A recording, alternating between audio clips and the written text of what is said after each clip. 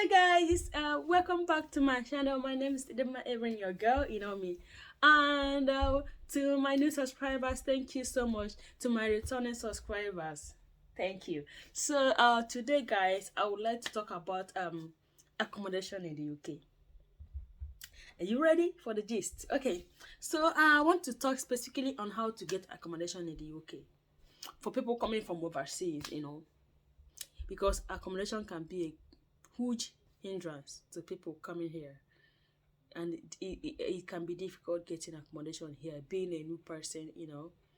So if you are coming for work, your employer might be able to help you secure an accommodation before you come. But where problem lies is if you are coming with your family. No employer will give you and your family accommodation here. No, I've not seen such. If you have seen, let me know. I would like to see the employer. So if you're coming with your family, that's where the problem lies. Unless if you have someone in the UK where your family can stay for a while before you can source your accommodation. If not, it can be challenging. Some people will end up in B&B, like bread and breakfast. Yeah, bed and breakfast, Abby. Yeah, some people end up in that, and it's quite expensive. So coming to UK, you have to make sure that first of all, where you're going to, the accommodation there is cheaper, because here what takes almost quarter of our salary is accommodation, house rent. So you have to make sure that where you're going to, the cheaper houses there, choose where that you can afford. So coming to accommodation, there are so many websites where you can search for accommodation. It depends on what type of accommodation you are looking for. For a single person, the person might like shared apartment. Okay, so if you are looking for a shared apartment, where you can best see it is in spare room. When you go to Google, type spare room, you will see, even go to your Play Store, type spare room and download the app. You can now put in what you're looking for. Whether you're looking for, shared apartment, in suite, bigger room, smaller room, that is where you see it. For those that are single, because it's not good to have your family in a shared apartment. Shared apartment is where, like, you have 5 people in a room, in a house, like 5 bedroom house. You have 5 people living in it. Sometimes they might share bedroom, sometimes they might have their private bedroom, but they have to share lounge and kitchen and garden. So this is what we call shared apartment. So a shared apartment have 3 rooms, some 4, some 5, some 6, some even 7. Yeah. So you share common things like garden, kitchen, lounge, and even toilet and bedroom. But sometimes you see what we call in suite, which will have only toilet. You have toilet to yourself in your room. So if you're single, that's best for you, because why it's good is that you save money, because most times this kind of apartment comes with bills inclusive. You don't have to pay for bills like council tax, water, gas. You don't pay for it. Electricity, you don't pay for it. All of them will be added to the bills and you pay it every month. It's easier, don't stress yourself over bills, and it's cheaper. Yeah. But if you come with family, you will necessarily need accommodation of your own. Like, it depends on the number of your family. If you have 2 children, you might say, let me look for 2 bedroom. If you have 3 and 4 above, you should look for 3 bedroom. You understand? If you have 2 children, you should be looking for 2 bedroom, depending on their ages.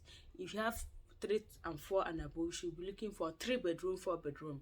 Because here, there are certain age where your children will be, boys and girls won't be sleeping in the same room. You have to find different room for them. Do you understand? At least from age 7, you shouldn't be having same sex, different sex in the same room. From age 7, they should be in their different rooms. If you have 2 boys and 2 girls, 2 boys should have 1 room, 2 girls should have 1 room, and you and your husband should have 1 room. This is 3 bedroom we're talking about here. So don't come and jam pack them in 1 room, because it can arise suspicious and like suspicion, like your children when they go to school. They ask them several things, including how they live at home, of which, if they raise concern, is a problem for you. So I think the best thing to do is start on time to look for a better apartment for your kids, depending on their age. If you have 2 girls, if you have a boy and a girl and they are still under 7, they can be in 1 room, no problems. But once they are above that age, you should be looking for different room for them. Okay. So where you can look for this kind of apartment, where you have only, not shared apartment, you can look for Right Move. I will drop all the link, all the names of this website I'm calling in the description button. I will drop it in the description. Just check for it. So you have right move. When you go to right move, put in your location, put in where you're looking for and what you want. And also you can check Zoopla. And apart from Zoopla, you can also check onthemarket.com. Apart from onthemarket.com, you can check Gumtree. These are the places, websites where you can find accommodation. All you need to do, put your location and put what you want. So when it comes to choosing accommodation, it's not just choosing a beautiful house. It's not just choosing, I like this apartment, it's beautiful, it's spacious. No, that's not the only thing that matters. One thing is to consider the house rent, whether you can afford it every month. Second thing is to check the council tax. We have different band of tax, council tax. Council have one, A to whatever G. Best is A and B. The A and B is less expensive. So when you're looking for a house, check the council tax. Another thing to check is EPC, the electricity. Best is A to C. So when you're checking, make sure what you're getting fall into A to C, because A to C houses are warmer, so you need lesser electricity to warm the house up during winter. You understand the game now? So you look for the ones that can be warmed up easily. Another one, look for double glazed window, so that during winter you won't freeze. Your house won't be freezing.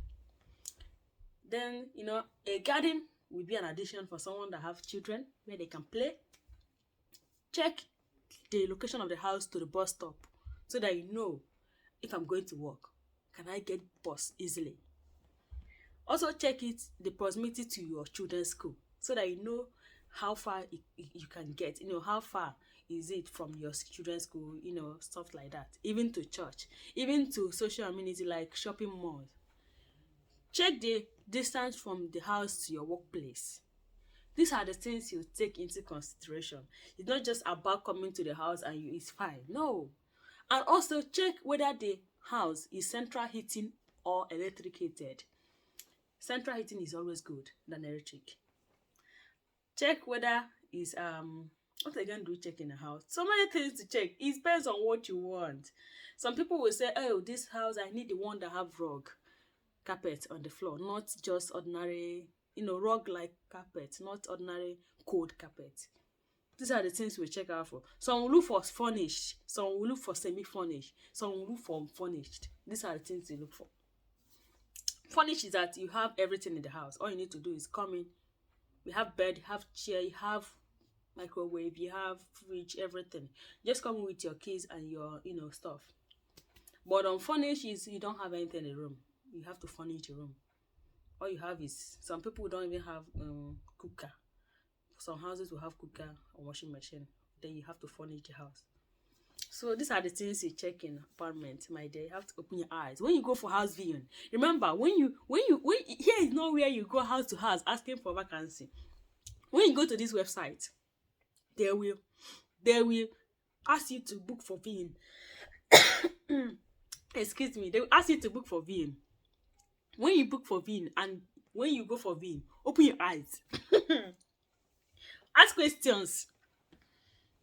Because when you pay your deposit, they will not give it back to you, even if you don't like the house later. Once you pay deposit to the house, they are not giving you, it's non-refundable. They're not going, whether you change your mind tomorrow or not, they are not giving you the back deposit. So open your eyes very well and make up your mind whether to go on with the house or not. Because once you drop your deposit, they're not giving you your house, your money back. So you have to be very careful. Okay? And after paying, because deposit is what you paid after being in the house to say that I'm interested in this house.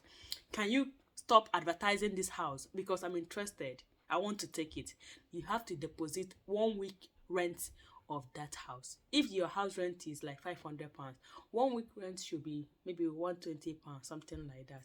You deposit it to show that you're interested. Then they will now start your reference check. You fill the form, they fill for reference. If you have not been in UK for 6 months, you have to get 2 guarantors. My dear, it's not easy. You have to get 2 guarantors, okay? And those guarantors will fill form, upload their proof of identity, their proof of work. They will not contact their guarantors manager to show that the guarantor is even working. They will still contact your own manager to show that you are working, my dear. And there are certain amounts you should be earning to be qualified to get a particular house. It's not easy. Sometimes they will ask you if you can pay 2 months rent of the house. Then they won't need a guarantor. Who get 2 months house rent? Remember, you will pay deposit for the house. Let me tell you, let me say that this house is £500 per month. When you want to come in, they will tell you to pay deposit. They may tell you to deposit 680. This 680 is not the house rent though. This is the money they will keep aside. Then you still pay for the house rent. In case when you want to leave the house and they will come and check whether you spoiled anything, they will use that money to replace what is spoiled. You understand, my dear? So who will not have that 2 months rent? So when you have said 6 months and you want to find another house, you will not need a guarantee again. You just need your work reference and your previous landlord reference. So you have to be in good terms with your landlord, no matter what, or your agents, because they have to testify that you're a good tenant. Okay, always settle things amicably, no matter what. So another thing is that apart from reference and the guarantors, remember that if you are coming with your family, you don't even have all these things. That's why I say make sure you make friends with people even before coming here. You understand? You must have 1 or 2 friends that you can say, please, can you be my guarantor? Because here, they don't send anybody. People cannot just come and be. Do you know what guarantor means? That if you fail to pay house rent, that your guarantor will pay. So people are skeptical about being guarantor. So have to make friends. Make friends with people even before coming here. It's very, very important.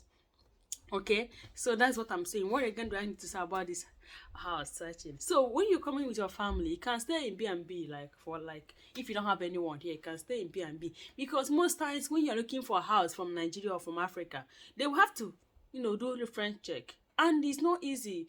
Even getting house from here is difficult, not to talk of someone outside. So when you stay in B&B, you cannot start processing for house. But the best is to come alone, secure accommodation for your family, then bring them. That is the best. That is the best. Unless you have money to go and stay in B&B. Do you understand? But if you don't, come alone, secure accommodation, work for 2 months, secure accommodation for your family, then they can come and sit and relax. Than coming with them, stressing them out. Unless if you have someone in UK where they can stay for a while before you find accommodation. Apart from that, guys, it's not easy, man. It's not easy. It's not easy for someone here, not to talk of someone not here. Okay? So you need to think twice when applying for visa with your family. It's doable for people that have only 1 child. But for people that have 4, my dear, it's not easy going around with big children. It's not easy. I mean it. So apply for accommodation. That is all I need to say. Yeah. Is there anything I'm forgetting? I'm not sure I'm forgetting anything. But if you have any question, you should remember to ask me in the comment section. Okay, I'm willing to answer your question. And make sure you subscribe, you like, you comment. Okay. See you all in UK. Bye bye.